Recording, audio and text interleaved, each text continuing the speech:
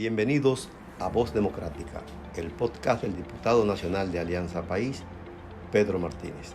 En esta ocasión contamos con la presencia del reputado médico y psiquiatra, doctor Secundino Palacios.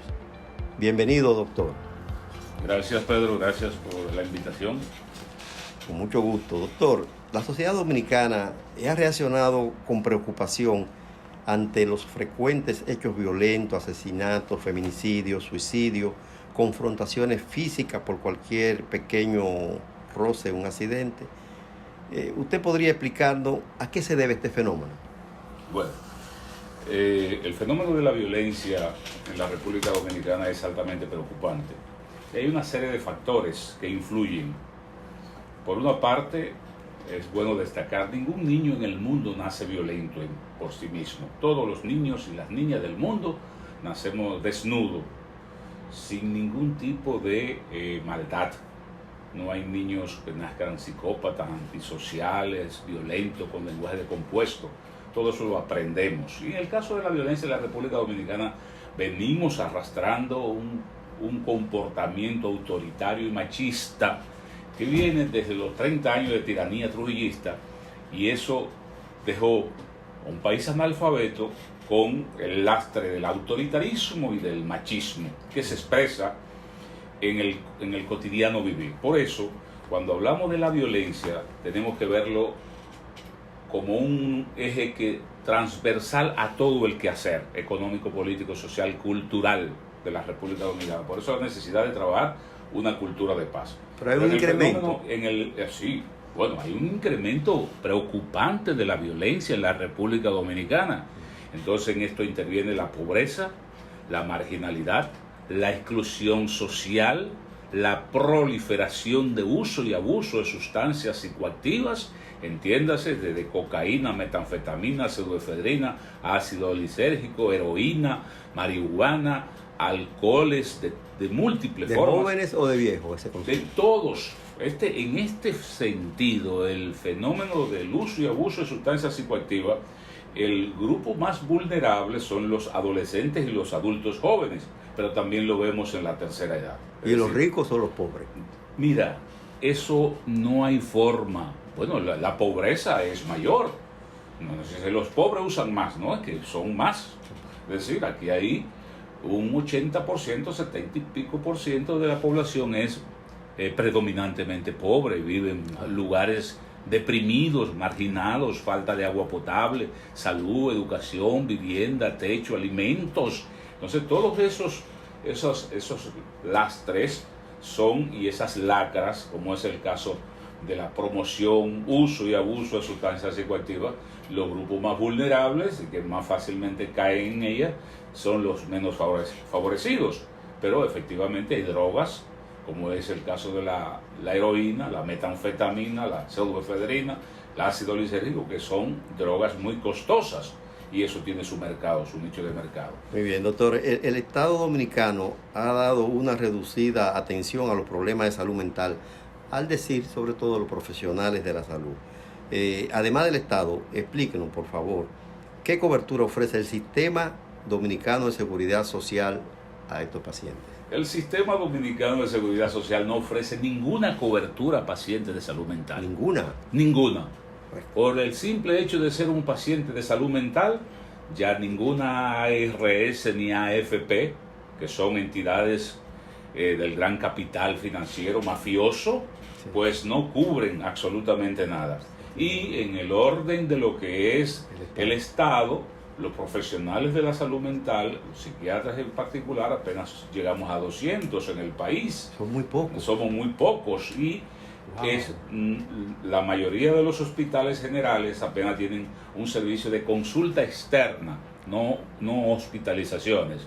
Entonces, apenas tenemos 2 o 3 unidades de intervención en crisis en hospitales generales, que es un espacio pequeño de 6 a 8 camas, 10 camas, donde un paciente que tiene un cuadro psicótico, entiéndase una esquizofrenia o un episodio psicótico por uso y abuso de sustancias psicoactivas, que ahora mismo son los más frecuentes, sí, la depresión, que antes del COVID, la Organización Mundial de la Salud nos situaba en la perspectiva de que cada 18 segundos en el mundo se suicidaba un ser humano como consecuencia de la enfermedad depresiva. O sea, y el suicidio es una enfermedad, o sea, el acto de... No, el suicidio es un síntoma. Un síntoma. De la enfermedad depresiva, o de la esquizofrenia, o de otra patología, pero más frecuentemente de la enfermedad depresiva, que es la patología más frecuente en estos momentos, en el mundo. Antes del COVID, cada 18 segundos se suicidaba un ser humano.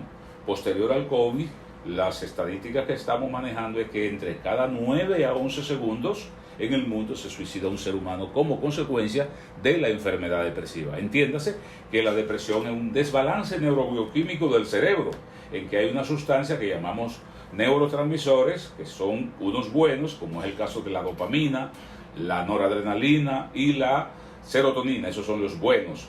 Entonces esos bajan su concentración plasmática y además en la corteza cerebral, y los malos, que es el cortisol, la adrenalina y la norepinefrina, están muy altos en la sangre, y eso vuelven al paciente depresivo, irritable, violento, y ahí viene la ideación suicida, la ideación agresiva, los delirios, las alucinaciones. Por eso hablamos de depresión mayor, complicada, cuando ya hay ideas suicidas, ideas homicidas y síntomas psicóticos. Mire, doctor, el problema del suicidio es una cosa gravísima, ¿no? Que da la sensación a la familia de culpabilidad. Sí, genera una culpa terrible en todo el núcleo familiar. Entonces es importante que usted pueda ayudarnos para transmitirle esta idea a la sociedad. ¿Cuándo la familia debe actuar? ¿Qué síntomas deben observarse que pueden llevar a un miembro de la familia a cometer suicidio? Los síntomas clínicos de la enfermedad depresiva más frecuentes son insomnio, irritabilidad, retraimiento social, aislamiento, lo que se llama hipomimia facial, que es esa expresión afectiva del rostro que conocemos en un ser humano cualquiera, se está marcada. Tú lo ves, ¿cómo estás, Pedrito? Bien, pero la expresión bien no se corresponde con su expresión afectiva del rostro. Además del insomnio, la irritabilidad, pérdida de contacto con la realidad y pérdida de control de los impulsos, cuando ya estamos hablando de una depresión mayor o depresión psicótica, ideas suicidas o ideas homicidas, dolores musculares inespecíficos y difusos.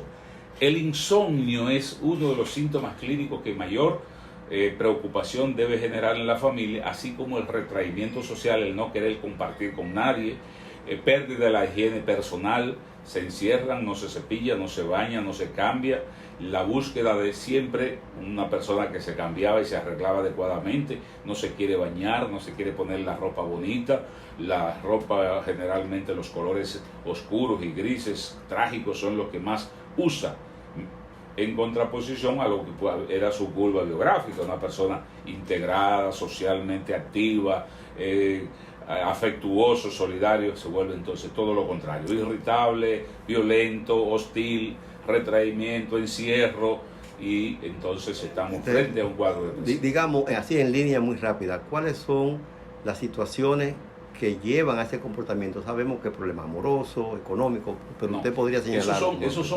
Esos son estresores.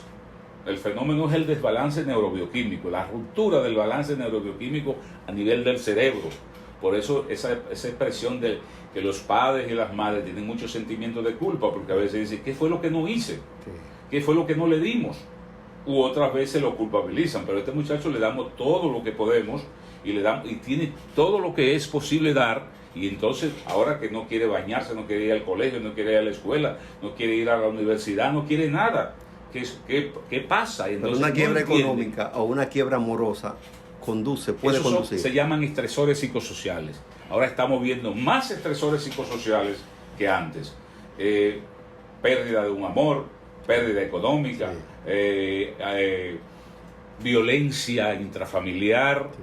El odio racial que ha crecido de una manera, la marginalidad, la pobreza, la exclusión social. Todo eso son estresores psicosociales que se agregan y entonces profundizan el cuadro depresivo en un ser humano. Bien, doctor, ya en la parte final quisiera que a la familia, porque nos interesa mucho que la familia comprenda cómo puede ayudar o cómo puede ayudarse. ¿cuál es el momento en que una familia debe iniciar consulta para cualquiera de sus miembros de salud mental? La familia siempre se da cuenta cuando hay cambios en un ser humano. Ese joven, esa señora, ese señor que se arreglaba, que ahora tiene retraimiento social, insomnio, irritabilidad, no quiere salir de la habitación, no le importa nada, muchas palabras catastróficas, ya yo doy pago, no me interesa nada, déjenme tranquilo, yo sé lo que voy a hacer, o otras manifestaciones de, bueno, ¿usted ha pensado quitarse la vida? No, porque soy cristiano. ¿Usted ha pensado quitarse la vida? No, porque mis hijos están chiquitos. Pero eso no es que no ha pensado. Eso tienen ideas suicidas. ¿Usted ha pensado que su familia estaría mejor si usted estuviese muerto? Sí. ¿Usted no tiene miedo a Dios y por eso no se ha quitado la vida, no ha planificado acciones? Sí, yo le he planificado. ¿Usted ha pensado coger un camino y degaritarse? Ay, sí, eso sí. Pero los jóvenes, los adolescentes, los estudiantes, que muchas veces han habido casos en nuestro país, usted ha de conocer muchísimo más que yo, todos los días, de casos tan graves que uno dice, pero ¿y qué le faltaba a mi hijo? Es que justamente por eso el llamado a que los padres y las madres actúen a tiempo, cuando ese retraimiento social, ese aislamiento, esa pérdida del interés, esos cambios en la higiene personal, que no se baña, que no se cepilla, que no sale de la habitación, que no duerme aunque está tirado en la cama. Una cosa es estar tirado en la cama, y otra cosa es dormir. El sueño es saludable, pero generalmente están horas en la cama y no duermen. Entonces eso es motivo para que los padres, madres, tutores actúen, no con el sentimiento de culpa, porque el sentimiento de culpa no sirve para nada. Si usted está haciendo todo lo que hay que hacer con sus hijos, con su familia, entonces buscar ayuda de inmediato, no culpabilizarse, que muchas veces los padres dicen, pero ¿y en qué he fallado? O las madres, pero también cuando es el padre, los hijos, pero ¿qué te pasa, papá? ¿O qué te pasa, mamá? Que tú no te interesa nada, no quiere ir a la iglesia si era una ferviente militante de una iglesia, no quiere hacer lo que eran sus hábitos normales, un ciudadano que jugaba dominó en este país, que es una cultura. Entonces, si usted ve que hay una ruptura en el hilo de continuidad de la vida psicológica, en lo que él hacía, una ruptura, entonces ya usted sabe que ahí hay un desorden neurobioquímico y necesita ayuda profesional. Muchas gracias, doctor Secundino Palacio. Este es un aporte significativo para la sociedad, para comprender un fenómeno que acogota al país, que lo afecta, que ha conturbado el ánimo general de la nación, pero de manera muy particular a muchas familias que han sufrido eventos muy traumáticos. Le agradezco su aporte. Con mucho gusto, siempre estamos para servir y cuantas veces crea que podemos aportar, pues aquí estamos. Gracias, doctor. No olviden seguirnos en nuestras redes sociales. En Instagram, Pedro Martínez, _RD. En Twitter, P. Martínez, _RD. Y en Facebook como Pedro Martínez. Hasta la próxima.